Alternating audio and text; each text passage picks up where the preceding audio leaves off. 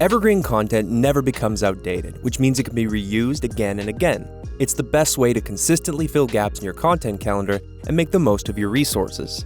To get you up to speed, we'll cover how to create it and some things to think about before you post. Evergreen content is made up of the information surrounding your brand that doesn't change. It usually includes your core product, your brand voice, and your brand value. A good way of finding evergreen topics is to ask, what does your audience consistently want to know? What do they ask you in the comments?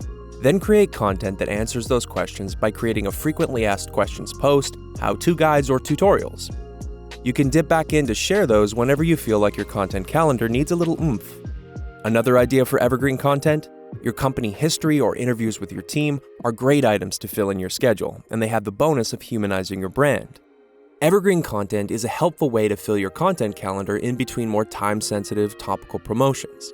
Craft a large selection that you can draw from regularly and repeatedly to help make sure your social feeds are always full of engaging content that brings value to your followers. To illustrate the difference between evergreen content and regular content, let's take a look at an example from our brand, Hootsuite, and see if you can spot the difference. On the left, we have a post covering a new app feature, and on the right, we have a post in celebration of a holiday event. Which post is evergreen? If you chose the image on the left, you're correct. Content like tutorials or advocacy for your product is evergreen because they typically won't change often, whereas seasonal content is quickly outdated.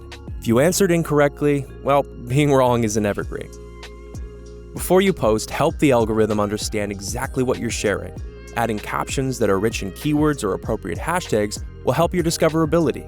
Then ask yourself, is your content still evergreen? Make sure to review your posts before they go live for anything that may need to be updated. For instance, are the stats in your blog post still up to date? Is the video appropriate given a recent news story? Evergreen content is meant to be reshared, but that doesn't mean spamming the same post 10 times in a row.